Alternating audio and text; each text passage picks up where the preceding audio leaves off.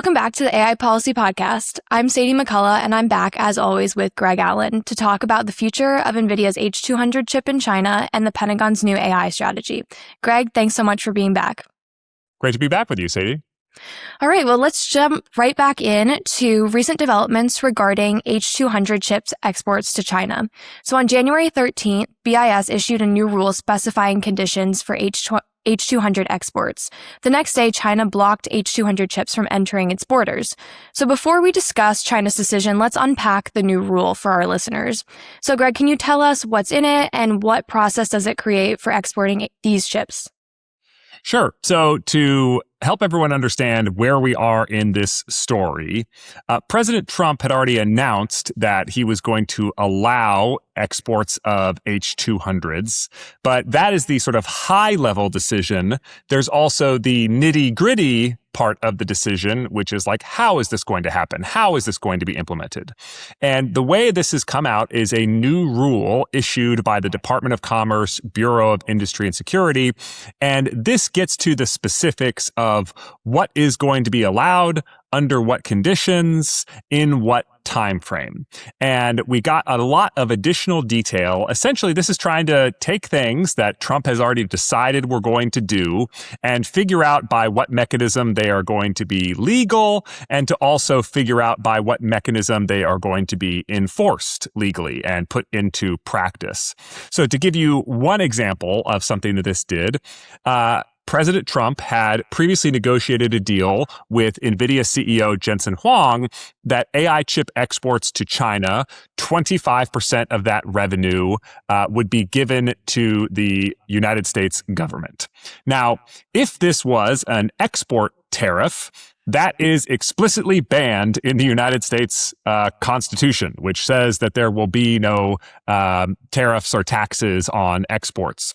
So how do you have a deal that does something that arguably is illegal under the Constitution? Well, it appears that we got the answer in the form of this BIS rule, which is saying that all of the chips exported to China are going to undergo a security review by the United States federal government. So they're not just going to say, Nvidia, you say that these are the chips that you're allowed to sell. They're going to check, right, that these are the chips that they're allowed to sell. And that is a service being provided by the United States federal government, the check, and you can charge for services that you provide, even when they're to private sector entities. And so if I had to guess how this is all going to be implemented, it's going to be Nvidia is going to be charged 25% of the cost of the product as a fee for service in doing that service of the check. So this is what I mean when it says, like, how are these things going to be legal? And it really is like that. I mean, you are sometimes in the government and you are told from on high, this is what we're going to do. Find the legal authorities that would enable me to be able to do this. So that's what's going on here.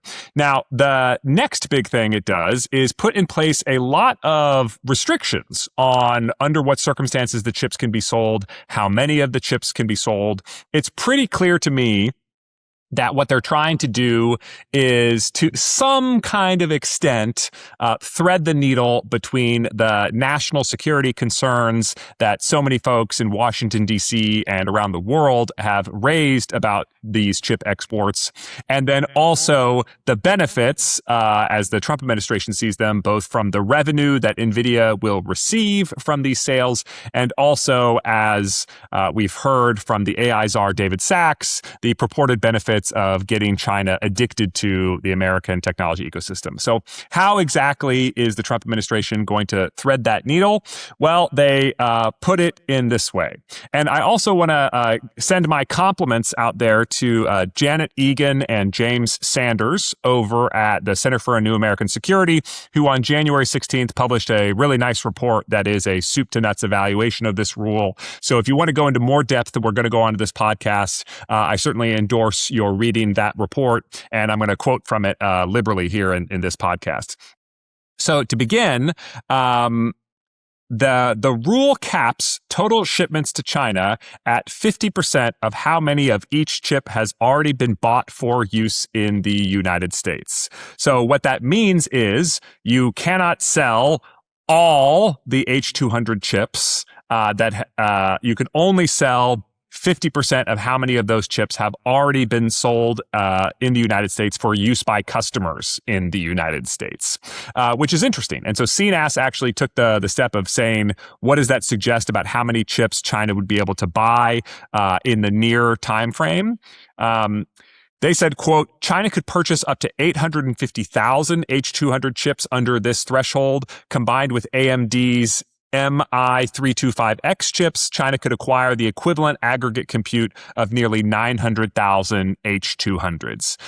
And what that means is that's an awful lot of chips, right? I think the largest AI computing facility on Earth right now is probably Grok's Colossus, which is now the Colossus 2 in process of becoming the Colossus 3. And I think they're pretty close to, if they have not already exceeded, 1 million chips in that computing supercluster.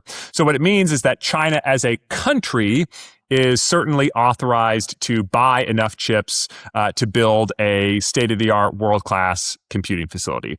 Now, and that's right away. And as more chips get sold in the United States, they can then sell more to China. So that number is not a static number. That's going to continue going up as chip sales go up. One caveat there, of course, is that there's not just one company in China that would like to buy these chips. Alibaba wants to buy the chips, Baidu wants to buy the chips, Tencent wants to buy the chips, ByteDance wants to buy the chips, and on and on. And so that those 900,000 H200s that could theoretically be sold would have to be divvied up amongst those companies unless Nvidia basically picks a winner, which I think they're extremely unlikely to do, and says all the chips get to go to one place. So what you really have is that the top companies in China are probably going to each be able to buy something like 100 to 150,000 to 200,000 chips a piece. Maybe some of them will be more excited to buy more. Some of them will be more excited to buy less. Now, the next thing is that there are certain provisions that Nvidia or AMD or whoever the exporter is has to certify in order to be able to sell these. And one of them is clearly inspired by the GAIN AI Act, which has since died in Congress. But you can see that some of the ideas from that debate live on because the rule states, as according to the CNAS summary, quote, the rule requires exporters to certify China-bound shipments will not delay U.S. orders or divert foundry capacity from the domestic market. That is very much inspired by GAIN AI, which, as you all will remember, gave U.S. companies sort of a right of first refusal. Now, what's interesting is it doesn't give the U.S. customers the right of first refusal. It just says that Nvidia has to certify that it's not selling these chips to any Chinese customers when they would have been bought by U.S. customers. And that kind of makes me wonder, like, how loud are U.S. customers willing to be in terms of complaining that Chinese companies are getting chips that they would like to buy? I think that is really a political decision because Trump clearly wants to allow these chip sales. So is a company like Microsoft or Google or OpenAI, are they going to say, hey, those are my chips that I would love to buy that you're shipping to China? NVIDIA's certification was deceptive or in error. I don't know if they're willing to get that political, but this at least does give them that opening. NVIDIA has said that there is no trade-off, so I don't expect them to have any reluctance in certifying this. The question is then, is it going to be contested? Are U.S. companies going to get loud? Is the U.S. Department of Commerce going to, put any question mark on those kinds of certifications? The second thing is this third-party review, which we already talked about. So here again, I'm quoting from the CNAS summary. The new policy requires AI chips to undergo a third-party review by a U.S.-based testing facility before export. This serves a dual purpose. It creates an independent verification layer that confirms technical capabilities match the license application, and it might plausibly be function as a workaround to constitutional restrictions on export tariffs. There's one other thing that I think they might be doing here, which that Chinese commentators have speculated they might be doing here. There has been some commentary on Chinese social media that this is actually a ploy to put spyware or malware in the chips by, for example, the National Security Agency. So effectively, we're going to put these sort of poisoned chips into the Chinese ecosystem, and that this is all an elaborate trap to set back China's AI race. That is something that the United States government did do at times during the Cold War, is selling known defective or worse than defective parts intentionally to the Soviet Union. I don't think there's been any credible reporting that that's actually what's going on here. But if it was what's going on here, would there necessarily be any credible reporting? I don't know. But I think it's interesting that China is concerned about this step in the equation and might factor into their decision about whether or not to buy the chips at all. Now, I think the next thing that we need to say is a quote from our friend of the podcast, Chris McGuire, who over at the Council on Foreign Relations has written I think it's fair to say, pretty strident criticism of the new policy. The title says a lot. Quote, "The new AI chip export policy to China, strategically incoherent and unenforceable." So here's one quote that I think elucidates his basic criticism. Quote, "While the restrictions are included in the rule are preferable to unconditional exports, they are still severely problematic, creating a false sense of security while authorizing very large numbers of AI chip exports to China without enforceable guardrails that will prevent their misuse. This will allow China's AI industry to close the gap with the United States and build the largest data centers in the world, and will not stop China's military or intelligence services from using these chips." And when he says that this will not stop China's military or intelligence services from using these chips and that they're not enforceable, I think he's referring to the end user requirements that exist in these chips, because you're allowed to sell chips to China, but you're not allowed to sell them to the Chinese military or to the Chinese intelligence services. And how does that actually get implemented? Quote, "The rule requires exporters to certify that chips will not be accessed by prohibited end users, including military-linked and blacklisted entities." But here's the thing. The U.S. Department of Commerce during the Biden administration specifically said that they were taking a China-wide prohibition on the exports of these chips because they had assessed prior end-user-based restrictions on chip sales and found that they were completely ineffective in stopping them from getting to the PLA or the intelligence services. So how do they say that they're going to enforce the end-user restrictions? That's the thing. They're going to require that Nvidia certify, right? The exporter certify that they are selling them to a company that is not part of the defense intelligence apparatus, and also that the customer understands and agrees not to resell the chips or use of the chips to a military and intelligence customer. And is there any incentive for Nvidia to actually do that? Or what are your thoughts on that? So I think if they were found to knowingly be selling to customers that had military intelligence ties, they would be subject to criminal penalties. And executives involved would also be subject to criminal penalties. But I think the criticism here, at least the criticism from the Biden administration about the prior, regime of end-use checks, and these are criticisms that have been echoed by folks like Marco Rubio, who's now in the second Trump administration, is essentially, it's not that Nvidia is selling to, company A, which they specifically know is a front company for the People's Liberation Army. It's just that they know that Chinese companies are perfectly willing to lie to Nvidia, and that Nvidia or other companies do not have a credible mechanism for assessing which ones of their customers are or are not willing to transfer chips to the Chinese military. So that's what I think folks like Chris McGuire mean when they accuse this of being unenforceable. Sure, that makes sense. So what have other experts had to say since this rule was published on January 13th? Well, I think there's a few things that are worth saying. First is a quote that comes from Anthropic CEO Dario Amodei, who I think there was folks who know that Dario has been Dario Amodei. I pronounced his name incorrectly, as I often do on this podcast. My apologies. But Dario has been very loudly opposed to these export controls for a very long time. But something interesting happened in recent months, which is that Anthropic received a financial investment from Nvidia and Microsoft and appeared in a joint video with Nvidia CEO Jensen Huang. And so I think there was folks who were asking themselves, is Amadei going to walk back his criticisms of Nvidia selling chips to China in the wake of that financial investment? And on January 20th at the Davos World Economic Forum conference, we got an answer to that question. And here's the quote from Dario. Quote, "It would be a big mistake to ship these chips. I think this is crazy. It's a bit like selling nuclear weapons to North Korea."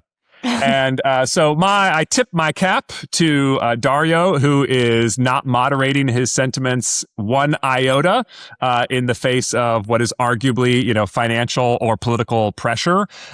He still thinks this is a mistake, and he's basically saying, look, maybe we're going to do it, but we haven't done it yet, so don't ship the chips.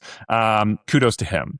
I think there's another quote that I want to highlight, which comes from a conference in China on January 10th, 2026. This was their AGI Next Frontier Summit. And interestingly, they got together 4 of the leading lights of China's AI ecosystem, representing multiple companies who are leaders in AI. And the full transcript of this panel was made available by the Geopolitics Substack, which published a full English translation. So kudos to them and thanks to them for doing so. And I want to highlight a quote from Lin Junyang, who was the tech lead behind Alibaba's Qwen model. So this is one of the best open source models in the entire world, arguably the best open source model in the world. This is a smart person. And when Lin was asked, how likely do you think a Chinese company will lead globally in the next 3 to 5 years? His response was looking at the US-China gap, and he said the following. This is a long quote, but I think it's worth reading. Quote, "U.S. compute is 1 to 2 orders of magnitude ahead, but more critically, OpenAI and others are putting massive compute into next-gen research. Here, we're barely keeping up with daily delivery, which already exhausts most of our compute. This creates the contrast between rich people innovation and poor people innovation. Rich labs can waste GPUs. Poor labs, out of necessity, are forced to tightly optimize algorithms and infrastructure, things rich labs don't always have the incentive to do." And then he goes on and he says, "If I had to assign a number, 20%. And I consider that optimistic because the historical head start is real." So he's saying that once again, this compute gap between the United States and China is a key pain point for a company like Alibaba. They're barely able to keep up with their inference demands, and that he sees only a 20% chance of China surpassing the United States in terms of having the best overall models over the next 3 to 5 years. And he thinks that's optimistic. I think that tells you a lot. And I want to underscore one part of the argument that he's making, which is how having a compute advantage reinforces an innovation advantage. And that is simply because when you're trying to make better AI algorithms, well, you need to run experiments. You need to have a hypothesis. Oh, maybe if I did this, it would make my algorithm better. And then I could, wring more intelligence out of each unit of data input or computing resource input.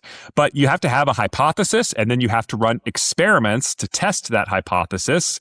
And those experiments are themselves computationally intensive. And so what he's pointing out is that companies like Alibaba, Chinese companies, are limited in the amount of computing resources they have because of these export controls. And that actually dampens their ability to be innovative and to develop the next generation of awesome algorithms, because they can run fewer experiments because they're so bogged down just trying to serve their inference requirements. Now, he also points out that they have this incentive, to focus on algorithmic innovation because they can't afford to waste GPUs, as he puts it. So it's not all bad, but it is almost all bad. And I think that's just one more quote that we have from this just laundry list of executives from Tencent, from DeepSeek, from Alibaba, from other leading Chinese companies that, boy, these export controls hurt, and they wish they could buy all the Nvidia chips that they want and need. So there you have it. There's two really interesting AI leaders around the world in different ways making the case for export controls on AI chips. So that's kind of where we are right now. Great. So now that we've broken down what this rule actually is, let's talk about China's response to this rule. So we heard about Beijing's decision to block the H200s from entering China, at least for now. So can you break down this decision more for us? Yes. So this is happening in the very recent past. So we've got two high-quality reports on this topic. The first is from Reuters on January 14th, which said, quote, Chinese customs authorities told customs agents this week that Nvidia's H200 artificial intelligence chips are not permitted to enter China. Chinese government officials also summoned domestic technology companies to meetings on Tuesday where they were explicitly instructed not to purchase the chips unless necessary, which I think is an interesting little addendum there. Then on January 16th, there was a report in the Financial Times, and the article was titled, Nvidia suppliers halt H200 output after China blocks chip shipments. So there's a lot of interesting stuff in there. Earlier reporting had suggested that Nvidia was requiring Chinese customers to pay in full in advance before they would ship the chips, which is not a norm necessarily in the industry, where it is either some amount of money up front, cash on delivery, that sort of transaction is more typical. And so requiring the Chinese customers to pay fully up front, I think, reflects NVIDIA's uncertainty as to whether or not they're going to get hurt again. Because remember, NVIDIA had said that they took a $5 billion write-off on the H20 work-in-progress inventory that they were not allowed to ship to China. So where does that leave us overall? I think it goes back to stuff that I've said earlier on this podcast, which is there are multiple constituencies in China, and they have different preferences and they have different incentives. You have the Alibaba, Tencent, Baidu, DeepSeek, the AI leaders of China, the hyperscale cloud companies of China. It's pretty clear, unambiguously, they want to be able to buy NVIDIA chips right now. They would love to buy a huge, huge number of these chips. But then you have the companies like Huawei, SMIC, the people who are trying to create the alternative ecosystem to NVIDIA in China. And they mostly care about what's good for them. They mostly don't care about what's good for China. And what's good for them is banning NVIDIA, right? Because that gives them a captive market and near-term revenue. And it also encourages the important and powerful customers of China to invest in them, both from a buying their product thing, but also more importantly, perhaps, is building applications that leverage their software ecosystem, et cetera, et cetera. So that is what Huawei wants. And the Chinese government is in the middle, to adjudicate between these two constituencies. And so we don't know where China is ultimately going to come down. It is clearly the case that, at least for right now, they're saying, no, you can't buy these H200 chips, quote unquote, unless necessary. And what exactly that means, I don't know. One interpretation of this behavior of blocking the chips at customs is the idea that this is continuing to negotiate, right? So when China blocked the imports of the H20s, that could be seen as a bargaining maneuver, where they basically said, we're not going to accept, these lower quality chips. And that successfully persuaded the Trump administration to, quote unquote, up the ante and offer H200s, a much more attractive chip from a financial return on investment, per capability basis.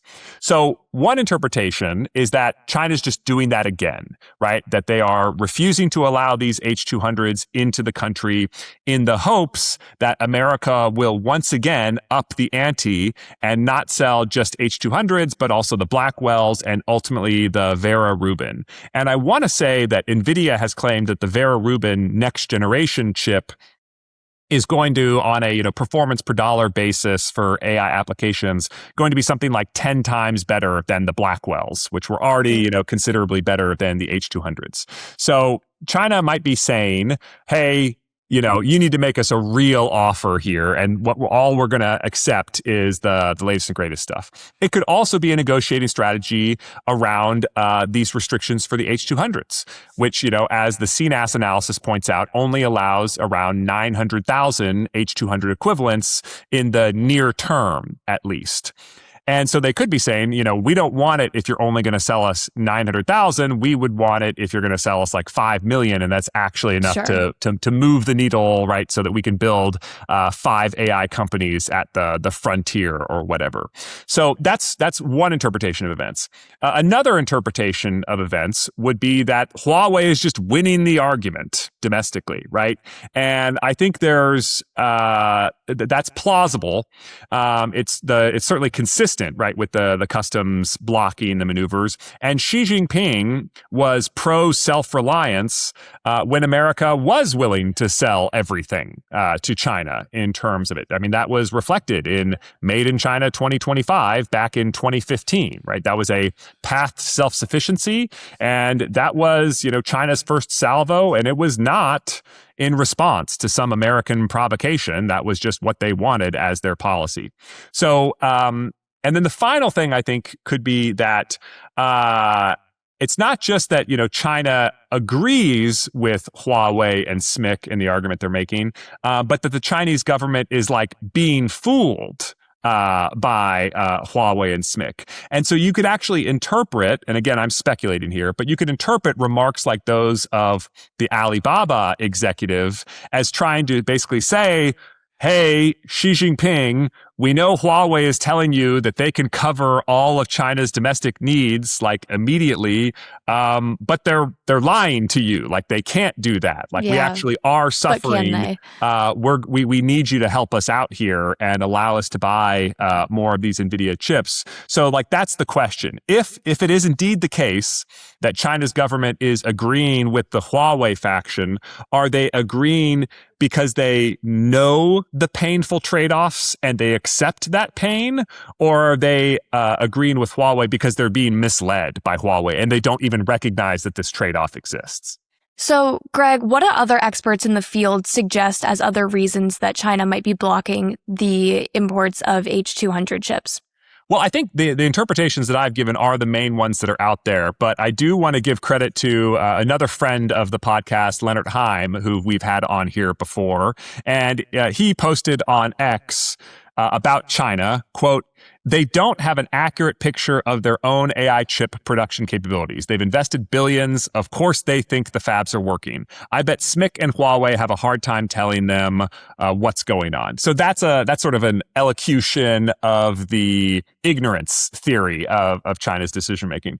There's one other post on X from Sam Hammond, which is pretty funny. So I have to read it because it's pretty good. So he said, quote, "We're being saved from the mistakes of boomer U.S. politicians with unrealistically long AGI timelines by the mistakes of boomer Chinese policymakers with unrealistically long AGI timelines." I thought that was pretty funny. One thing, just because this is like the only podcast audience where I need to make this distinction, but when he says boomer, he means as in baby boomer, as in old people, not as in boomer versus doomer, AI optimist versus AI pessimist. He's basically saying, that both folks think that AI is going to be transformative over a longer time horizon than is real. And as he said, we're being saved from the mistakes of our side by the mistakes of their side, which I thought was a funny way of characterizing it. That is a good way to wrap up this section of the podcast, too. And I'm sure that we will be talking about export controls many more times in the near future, so stay tuned. But for now, let's transition to talk about the Pentagon's AI strategy. So on January 9th, the Pentagon published its artificial intelligence strategy for the Department of War, which Secretary Pete Hegseth had distributed to senior Pentagon leadership. So to start us off, could you give us an overview of what this memo includes?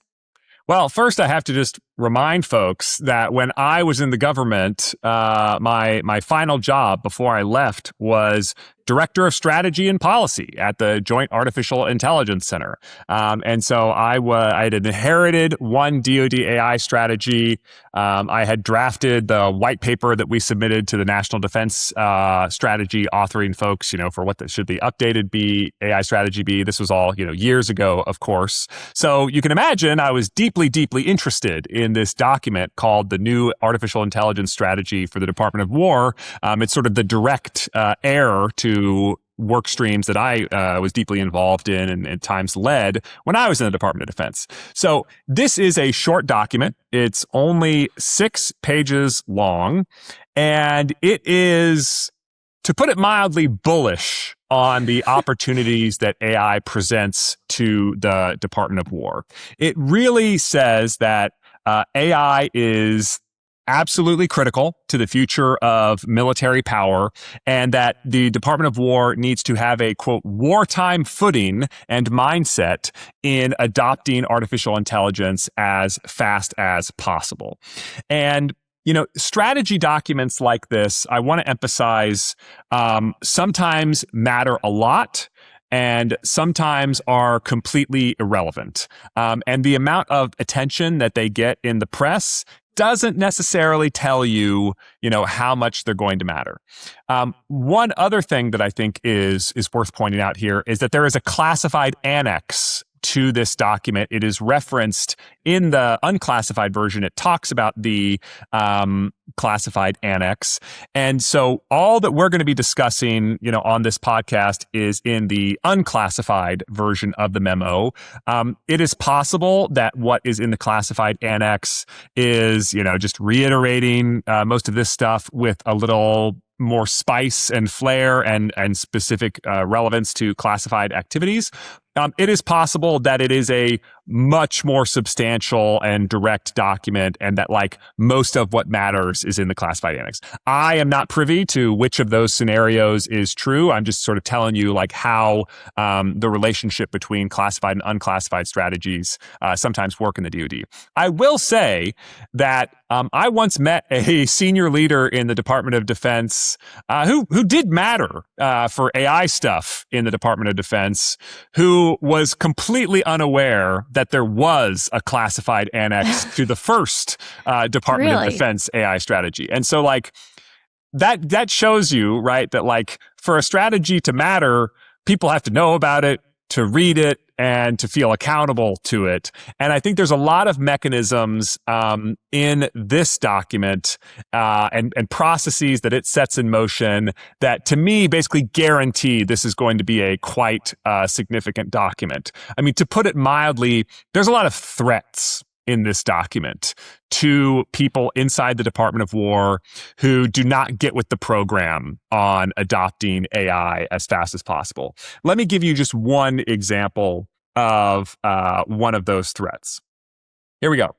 So on the section titled AI Native Warfighting, it says, we must put aside, sorry, this is a quote, we must put aside legacy approaches to combat and ensure we use this disruptive technology to compound the lethality of our military.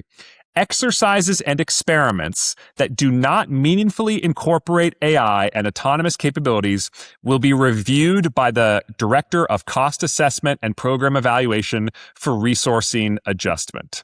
Now, for anybody who doesn't understand DoD bureaucratic language, reviewed by the Director of Cost Assessment and Program Evaluation for resourcing adjustment Like means getting rid of you? yeah, like those are the people who cut your budget. They basically say like, you stink, Wow. your program stinks, we're going to cut your budget, and it's our job to write like the reasons for why your budget gets cut.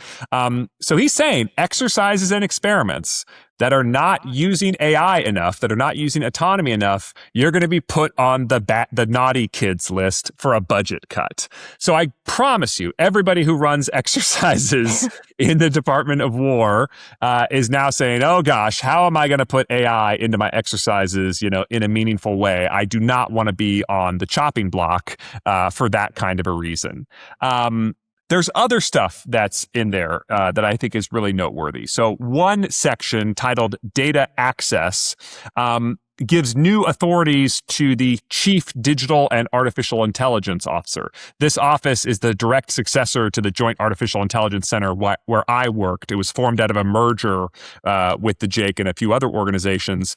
And the section here is really interesting because it says that the CDAO can demand access to data sets from anyone in the Department of War, effectively, as long as they hold the relevant security clearances for the data. And it says that the people who have those, well, actually, let me just read the whole quote. Quote, military departments and components will establish, maintain, and update federated data catalogs exposing their system interfaces, data assets, and access mechanisms across all classification levels as mandated by the department's May 2021 memorandum, Creating Data Advantage. They will deliver their current catalogs with all available updates to the CDAO within 30 days of the date of this memorandum. The Undersecretary of War for Intelligence and Security will ensure intelligence data receives parallel treatment with exploitation pathways established within the same time frame. The CDAO is authorized to direct release of any DOW data to cleared users with valid purpose consistent with security guidelines. Effective immediately, denials of CDAO data requests must be justified to the Undersecretary of War for Research and Engineering within 7 days, who will remediate or escalate to the Deputy Secretary. So what does that mean? It basically says, hey, every single agency in the Department of War, you have to go inside and figure out like what data you have, and you have to publish it in this catalog that basically says what we have, what it might be useful for, and how to get access to it. And if the CDAO ever asks you for access to it, and you don't give it to them within 7 days, they get to go to the Undersecretary of Defense for Research and Engineering, which is one of the, probably 5-6 most powerful people in the Department of War, and basically say, this is why we're not giving our data to the CDAO. And if the Undersecretary of War for Research and Engineering doesn't like your explanation, then it gets kicked up to the Deputy Secretary of War, who can overrule anybody in the entire department. So it basically says, say yes when the CDAO asks you for your data. And if you say no, they get to escalate very high in the food chain very fast to force you, and you're gonna, pick a fight that you're probably gonna lose unless you have very, very, very good reasons. Now, when I was in the DoD, this was a huge pain point for us, right? No data, no AI. So if you have, an awesome idea for how you can use AI to, for example, analyze satellite reconnaissance photographs, well, if you don't have a huge, awesome database of satellite reconnaissance photographs, you're definitely not creating an awesome AI associated with that capability. So, we had to go beg, plead, and, try and get access to the data sets that mattered to us. And sometimes people told us yes. Sometimes people told us no. Sometimes people told us yes, but then didn't make good on their yes. And, we had to come crawling to the chief information officer who was, powerful, but not super duper powerful, certainly not as powerful as the Secretary of the Army. And it was just not, a fun thing being told no over and over and over again. This memo basically says, I expect the CDAO to get the data they need. I expect them to get it fast. I expect them to get it easily. And anybody who's not making it easy for them is, again, going to be on my naughty list, which, as I prove elsewhere in this memo, people who are on my naughty Not list, good. yeah, suffer real consequences and punishments. So that's one big part of this on data access. There's another thing that is like really music to my ears, just from like my pain and suffering. Something that I lived when I was at the Department of Defense. Something I've written about since I have come to CSIS, which is just all the blockers that make life hard when you are trying to do AI in the DoD. Data access is one of them, but another one is around like the authority to operate process, which is targeted at a real problem, which is when you put stuff on the DoD network, how do you know that it's cyber secure and not, secretly includes a package of malware from Russia or China or wherever.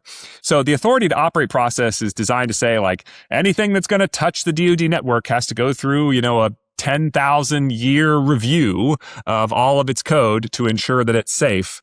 And I think that process is truly awful. And on the one hand is targeted at a legitimate problem, but on the other hand, the cure is probably worse than the disease, and we need a different flavor of cure. And here's what the memo says about the blockers that you encounter that I've written about here at CSIS. So, quote, wartime approach to blockers. We must eliminate blockers to data sharing, authorizations to operate, test and evaluation and certification, contracting, hiring, and talent management, and other policies that inhibit rapid experimentation and fielding. We must approach risk trade-offs, equities, and other subjective questions as if we were at war. To this end, I expect our CDAO to act as a wartime CDAO and to work with the Chief Information Officer to fully leverage statutory and delegated authorities to accelerate AI capability delivery, including cross-domain data access and rapid ATO reciprocity on behalf of pace-pushing leaders across the department. The Undersecretary of War for Research and Engineering will establish a monthly barrier removal board with authority to waive non-statutory requirements and escalate blockers for immediate resolution. That is so interesting to me because it basically means, like, the way that I've often described it is if you are trying to water your garden, right? You have a bunch of flowers that you would like to bloom of exciting little AI initiatives. Well, there's two ways you can get more water to your flowers. You can either crank up the water pressure, or if there is a kink in your hose that is blocking, water from getting into it, you can unkink the hose. And in the previous administrations, I think the overwhelming emphasis has been on increasing the water pressure, like more money, more staff. And I think here, what they're really identifying in a direct way is that, like, we need to unkink the hose. We need to identify what are all the things that make doing AI in the government so hard, so complicated, so slow, even beyond the difficulties of just AI technology, specifically what makes it hard when you're in the DoD context. We need to identify those blockers, and we need to not, just throw out any of the concerns that they raise, right? Like the ATO process is raising very real cybersecurity concerns. Those have to be addressed somehow. But the somehow by which they are addressed cannot be worse. The cure cannot be worse than the disease. And they're saying that needs to be evaluated on a wartime footing, which I think is so interesting because what we've seen in the war in Ukraine, a lot of the progress that they've made on digitization, a lot of the progress that they've made on AI transformation, it's not like Ukrainian brains are 10 times larger than those in America. It's just that they're on a war footing and they have a very different approach to risk. And you can see that the CDAO and the Department of War as a whole is now being directed to treat it like they're in wartime, and evaluate risk with that mindset, which I think, gosh, if that doesn't make stuff go faster, what will? Yeah, absolutely. So next, let's get into the details of the 7 PSPs, which should be the most concrete outcome of this document. So can you first tell us what PSPs are, and then can you walk us through each of them? Yes. So This is what they call pace-setting projects, PSPs. And the way they're summarized is, quote, that will demonstrate the accelerated pace of execution, focus, and ethos we need to stay ahead. The PSPs will also serve as tangible, outcome-oriented vehicles for rapidly completing our build-out of the foundational AI enablers, infrastructure, data, models, policies, and talent needed to accelerate AI integration across the entire department. So basically what they're saying is they've got these 7 flagship projects. Worth noting that the classified annex, maybe what it does is it elaborates on these 7 projects. Maybe what it does is it adds 7 other projects, right, that are not discussed in this unclassified summary. I have no way of knowing. But in the 7 projects as they're described here, it's pretty light in terms of what it says. So it names them. You've got SwarmForge, Agent Network, Ender's Foundry, Open Arsenal, Project Grant, GenAI.mil, and Enterprise agents. And they're broken into these 3 buckets: warfighting, intelligence, and enterprise. So I'll talk about what we've got here, but what we've got here is not a ton. So SwarmForge, this is all they say about it. Quote, competitive mechanism to iteratively discover, test, and scale novel ways of fighting with and against AI-enabled capabilities, combining America's elite warfighting units with elite technology innovators.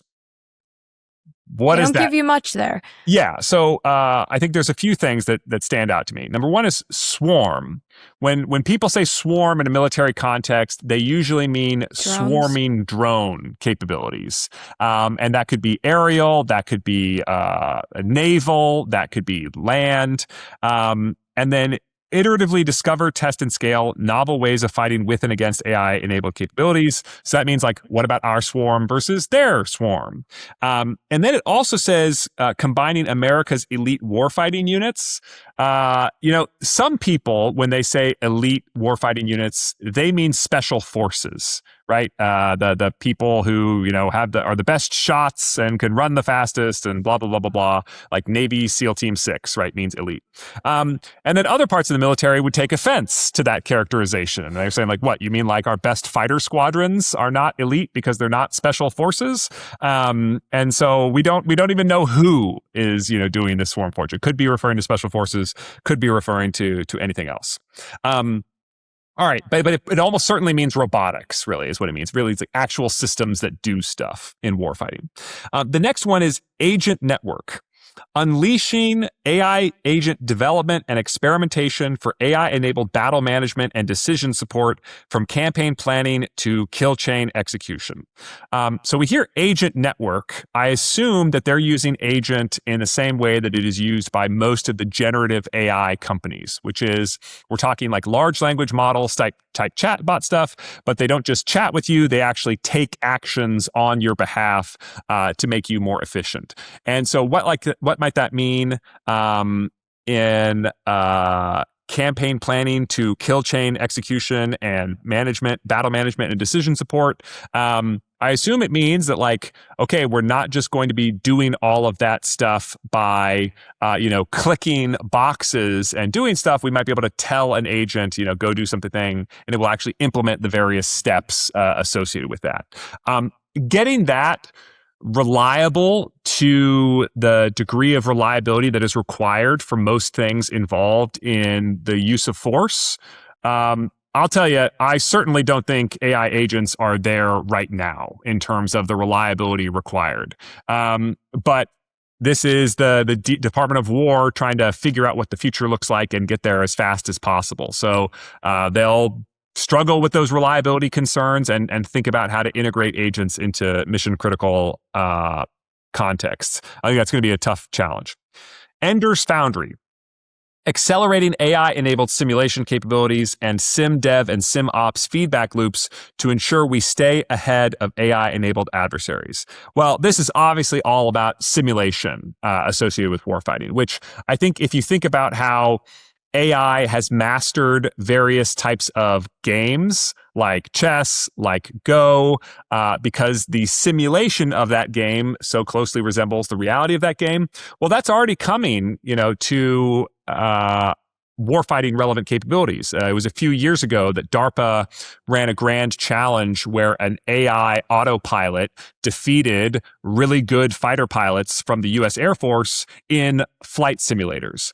So the question is, what if you could expand that simulation from being a dogfighting type scenario to being like at a campaign level where we're simulating the whole thing? Well, maybe you could come up with new operational strategies and tactics, developed through these simulations as executed by the AIs. Now, one challenge I want to point out here, anytime you're introducing these types of simulation capabilities, is the degree of difference between your simulation and reality, especially if you're using reinforcement learning, which is a really popular machine learning paradigm when you're talking about these kinds of applications. Any differences between your simulation and reality are probably going to be exploited by your AI system, and that might be and similarly, any differences might prevent the system from discovering novel strategies. So what do I mean by that? Let's take the latter case first. If your simulation does not allow soldiers to get shovels and dig trenches, then your AI is never going to invent trench warfare, right? So like the innovativeness of the AI is limited by the capabilities of the simulation environment. The flip side of that is if there are differences in reality. For example, like there are unrealistic degrees of accuracy that are possible in the simulation that maybe are not real world realistic, then the system might optimize for that. So example would be in the DARPA dogfighting simulation. Part of the reason why the AI fighter pilot was winning so reliably is that it had sort of become a perfect aimer of its guns, and so it could look at you head on and like bullseye you from very, very, very far away. Now, that's based on the physics of the simulation, where he was able to run that experiment like a million times.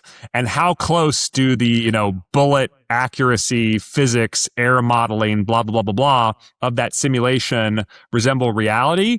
If it's even at all a little bit imperfect, then maybe your aimbot, when you deploy it in the real world, is like not going to be that accurate. And so if you have tactics that are based upon that being possible because the simulation told you it was possible, you're going to have a disaster when you meet the real world environment. So I'm like excited about this, but I'll just say, there's a lot of stuff that makes doing this kind of simulation work hard. But it's definitely exciting enough that the Department of War should be exploring it. But I just there's a lot of challenges associated with that kind of work. Okay, number 4, open arsenal. Accelerating the tech int to capability development pipeline, turning intel into weapons in hours, not years. Gosh, I really struggle to know what the heck they're talking about there. My first guess would be something related to cybersecurity, but I don't know. When you turn intel into weapons, it's hard for me to see, how what you does would that do mean? that if it's not a cyber kind of a story. But maybe I'm missing something. Project Grant, number 5, enabling transformation of deterrence from static postures and speculation to dynamic pressure with interpretable results. No idea what they're talking about there. Sounds interesting, though. Okay, number 6, GenAI.mil. Democratizing AI experimentation and transformation across the department by putting America's world-leading AI models directly into the hands of our 3 million civilian and military personnel at all classification levels. I think this is pretty straightforward. This is office worker type support from AI co-pilots with sort of state-of-the-art generative AI. That's something that the military has already been experimenting with Nipper GPT and other capabilities, making these types of things available. They clearly state that they want to do that DoD wide. And one other thing that is very interesting is that it explicitly says the goal in this strategy that they want them to be state-of-the-art models.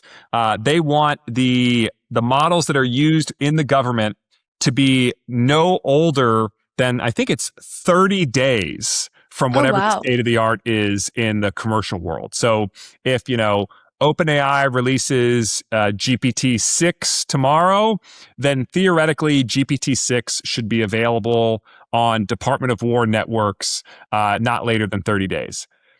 Boy, That feels ambitious. the cybersecurity certifications associated with doing that, I suspect, are going to be a formidable challenge, which hopefully will lead them to get a lot better at AI-based automatic verification of cybersecurity, which is something we should be investing in anyway. But anyway, that kind of a dream of keeping everything state of the art is commendable, but it's really tough to do that in a classified networking environment.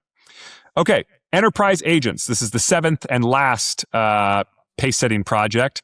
Building the playbook for rapid and secure AI agent development and deployment to transform enterprise workflows. I think it's just the exact same thing. So whereas number 6 is about putting LLM chatbots on every desk in the Department of War, enterprise agents is about as the commercial world moves towards agentic AI, the Department of War should do that the same. And I think, we're in a world right now where agentic AI is already a very real capability that is delivering a lot of value to programmers and coders. And the expectation is that that's going to increasingly be the case for all manner of office work type jobs. And the Department of War wants to be, on the front of that trend, not a laggard in that trend. So those are the 7 PSPs. There's no stated budget for these projects, but it does seem like we should expect to see that in the president's budget request in the not too distant future. One other thing that I think is interesting is that all the services, so, Army, Navy, Air Force, Marine Corps, Space Force, and all the components and all the agencies are directed to identify fast follow projects associated with these pace-setting projects. So the pace-setting projects are going to be handled at the Office of the Secretary of Defense level, presumably led in most cases by the CDAO. But these fast follow projects basically means like everybody across the Department of War, you need to explain how you're also trying to do this thing that is being led by the presumably CDAO. Wow, that's quite a directive, right? Like even the janitorial people have to figure out, right, how they're going to use agentic AI. That's pretty interesting stuff. Yeah, and so I'm interested to hear, based on your experience at the Jake, and after you have analyzed this new strategy, how does this strategy compare to past AI plans that the Pentagon has released? Well, it's unambiguously more bold. It's unambiguously more forceful. It unambiguously views the situation as more urgent and higher priority and important.